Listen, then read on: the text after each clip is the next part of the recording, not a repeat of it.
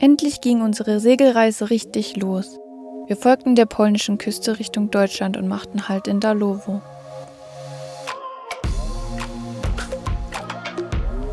Dort musste Dennis unser Boot von unten inspizieren. Der starke Wind zwang uns, länger zu bleiben, also nutzten wir die Zeit und tankten erstmal auf, bevor es weitergehen konnte.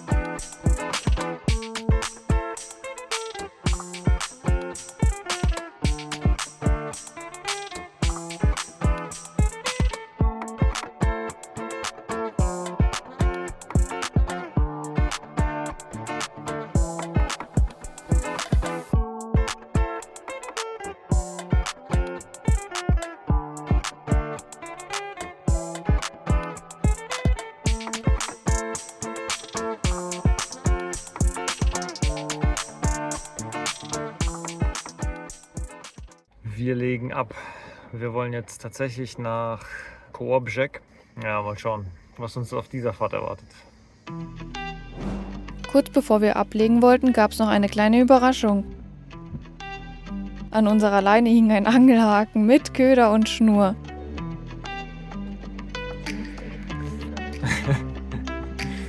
Gratis! Schnell entfernt und dann konnte es endlich losgehen.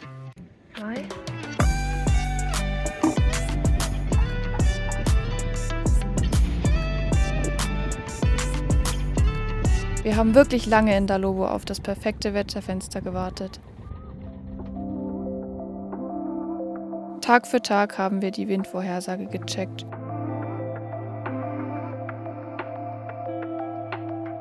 Uns beraten und wieder gewartet. Als Segelanfänger wollen wir nichts überstürzen, lieber langsam und sicher als riskant und unüberlegt.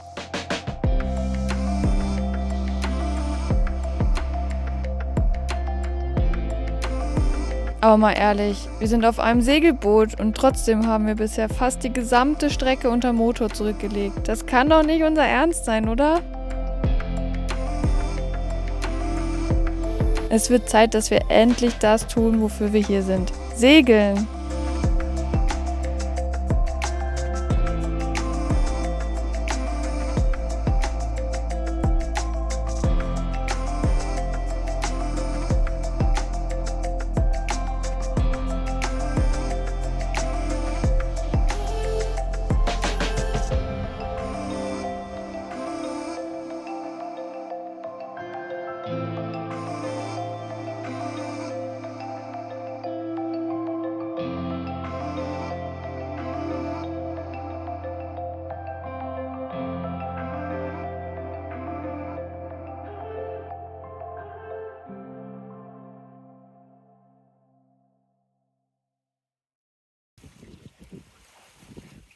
Unsere Windsteuerung, trotz mehrfacher Versuche, keine Chance.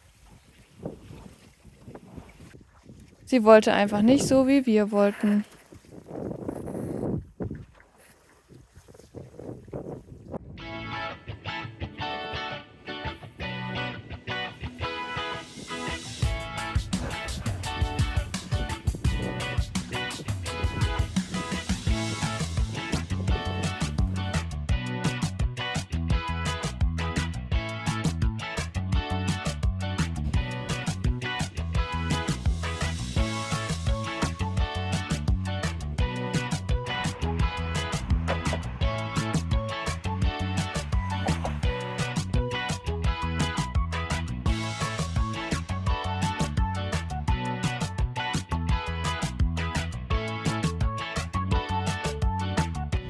Ja, moinsen! Fühlt sich ein bisschen an wie eine Wiederholungsfolge. Ein Jahr schon her, da waren wir hier auch in Kolberg. dadurch, dass anscheinend so ein Riesentief, ich glaube aus England, gegen ein anderes Tief kämpfen, sind wir die Verlierer. Und dann nutzen wir die Zeit jetzt, um ein paar Reparaturen am Schiff zu tätigen. Und dann das. Ein Mastrutscher war kaputt und die Schraube dazu auch noch durch. Also musste die Säge ran. Es gab keine andere Lösung.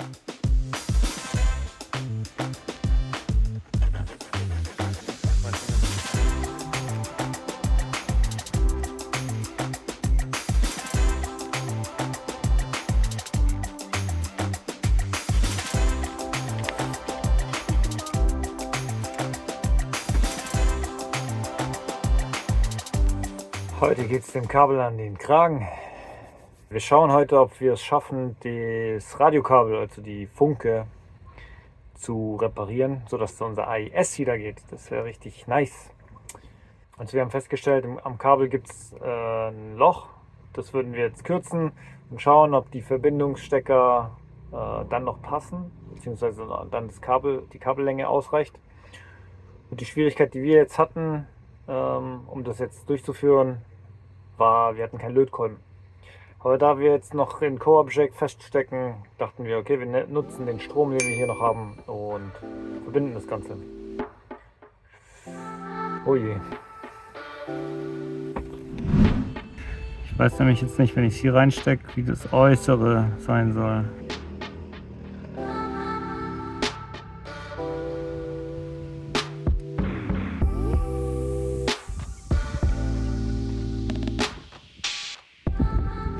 Das ist jetzt die improvisierte Variante, sieht scheiße aus.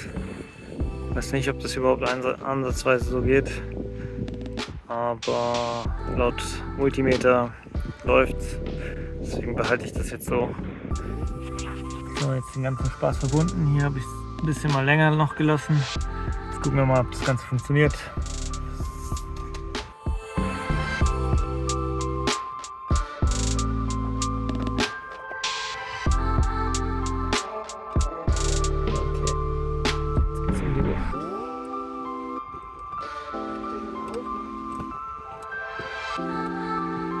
Was ausmachen?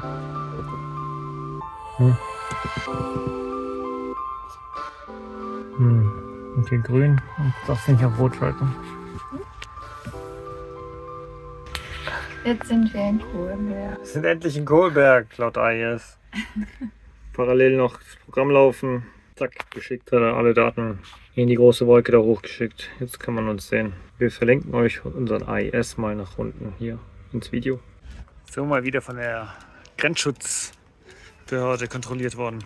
Aber letztes Jahr habe ich gesagt, die haben uns kontrolliert, weil unsere Funke kaputt war oder nicht funktioniert hat, offiziell. Ich habe inzwischen vom Hafenmeister eine andere Geschichte gehört. Ja, der Hafenmeister hat erzählt, dass hier sehr viele Deutsche herschwimmen ohne Führerschein, so ohne Bootsschein. Was ich erstmal irre fand, vor allem für Deutschland oder Deutsche. Er meint, ja, die sind der Meinung, die brauchen keins. Der Hafenmeister ist sich auch nicht sicher, ob die Gesetze so in Deutschland gelten, aber sobald sie in Polen sind, brauchen sie einen Schein.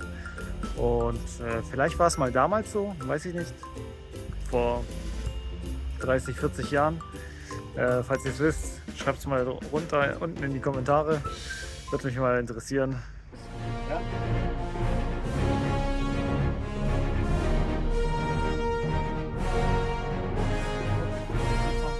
So, wir haben jetzt etwa 6 Uhr morgens und die schönste und gleichzeitig gefährlichste Reise vor uns. Wir wollen heute nach Bornholm rübersegeln. Wir haben nur 5 Knoten Wind im Schnitt. Das heißt, wir sind wahrscheinlich eher am Motoren. Und dadurch, dass es etwa 50 bis 60 Seemeilen ist, je nachdem in welchen Hafen wir reinfahren wollen, rechnen wir mit guten 15 Stunden. Da der Autopilot immer noch nicht funktioniert, wie er soll, ist es ordentlich, was für uns beide ansteht. Wir wollen es trotzdem machen, weil uns ein bisschen die Zeit wegrennt. Wir haben noch so einen kleinen Termin vor uns und da wollen wir nach Deutschland zurück. Aber wir sind zuversichtlich für heute. Ein letzter Funkspruch, dann sollte es losgehen. Oder zumindest dachten wir das. 2, 1. Erst vorglühen, Baby. Ist schon vorgeglüht.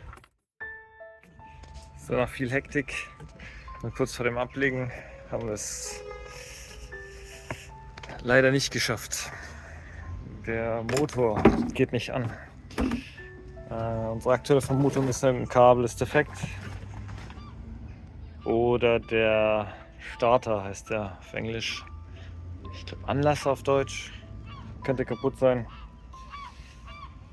Ja, ist ein bisschen doof. Ich habe Sodbrennen. Voll lauter Stress.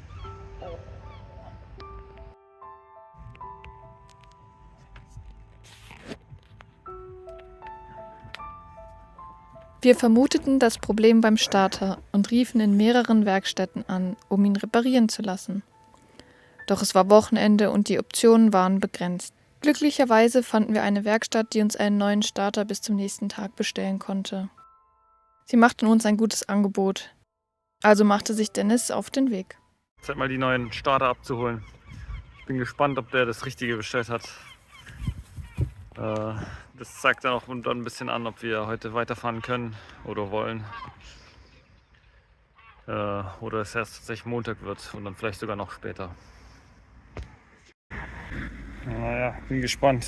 Die Werkstatt macht von außen erstmal nicht so den Eindruck. So wie immer, der Schein trügt. Waren sehr nette Jungs, haben mir geholfen und auch ein paar Tipps gegeben, wie wir uns absichern können, damit der Motor immer läuft. So, das ist jetzt der Unterschied, das ist der alte, das ist der neue. So sieht es im Vergleich aus. Also der neue schicker und dünner, vor allem leichter. Bin gespannt, ob das auch so bleibt, dass er so sexy aussieht. Zeit, ihn einzubauen. Neues ist drin.